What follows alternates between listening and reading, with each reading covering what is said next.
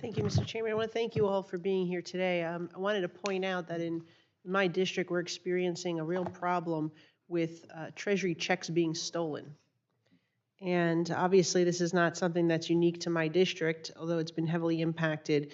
As you've mentioned, the GAO estimates a total of $162 billion in improper payments in fiscal year 2025 and more than $2.8 trillion since 2003. So you have the issue of improper payments, and then you have those of the fraudsters and the folks that are actually physically stealing these checks, washing them, reissuing them, and cashing them. And in my district alone, we've had roughly 400 constituent cases of stolen federal checks that total $5.4 million. So this is a big issue, right? If we multiply that by all the members and the senators in this body, you're talking about a substantial amount of money. And I would love to hear from any of you on what you think could be a viable solution. Obviously, moving people to direct deposit is one thing we're looking at. The president did issue an executive order. We recently passed legislation out of the House to require IRS to reissue payments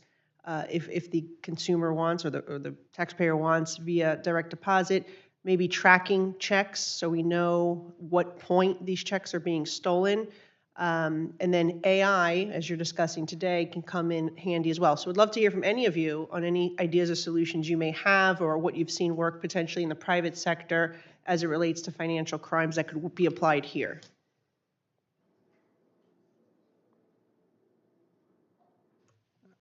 Hey everyone, welcome back to the channel.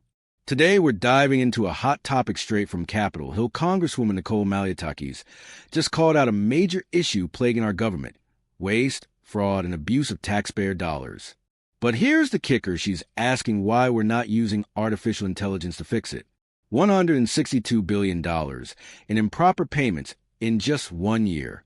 Over $2.8 trillion since 2003. Stolen checks. Wash funds. The question is simple: can AI stop this madness? Let's break it down. In a recent hearing, Malliotakis revealed that her own district has been hit hard over 400 cases of stolen federal checks, totaling more than $5.4 million. And this isn't just a Staten Island problem. This is national. From forged checks to fake identities, the fraudsters are always one step ahead. So I don't have an answer for the direct question of what do you do about washing checks, Congresswoman, but I appreciate the question. Within how do you, so we're talking about really fraud, because fraud is where you get into the point of someone's purposely trying to defraud the government, which is what this is about. Analytics certainly and AI could certainly help this by tracking the actual payment beyond just the check, making sure that the individual is actually receiving it, providing some sort of methodology to check back. Those are types of things that the private sector uses that can then be repurposed potentially for the government. It is not an area that we've looked into, though, at GAO. Okay. Mr. Chilson? So obviously taking the middleman, taking the middleman out, which is the mailbox, I guess, and doing direct deposit makes a ton of sense. It's not really an AI approach. It is obviously an established technology, but there you're relying on the commercial sector, which does have a lot of capabilities to identify, when electronic payments are working and when they're not. Electronic payments are not fraud-free, but the companies have spent a lot of money to identify how to make sure that money moves properly between accounts. And so I do think that the more you can move people to that type of approach, the better it will be. Mm-hmm. Dr. Thomas, in your testimony, you highlighted the need to extend the Social Security Administration's authority to share its full death data master file with the Department of Treasury, which is set to expire next year. And I would like to know your thoughts on how much this has recovered, how successful it's been. It's my understanding it's about $31 million in payments.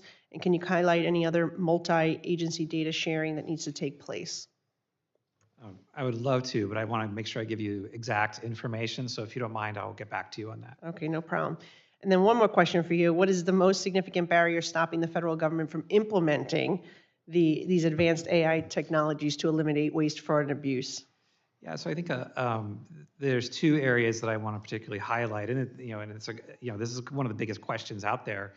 And the first one I think we've already talked about quite a bit, which is just the partitioning of data, trying to make sure that data is available to the anti-fraud community so that we can track people across the different parts of the government and track the information so that it can actually be used for large types of analytic models.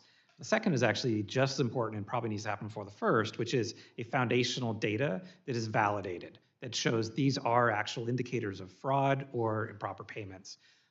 We can't get into a habit of marking something that is not fraud and making a guess at it. We do actually need to go through the entire process with the IGs to make sure that something has actually been validated and put that into kind of a gold standard data set. That is going to produce the best outcome for our analytical tools.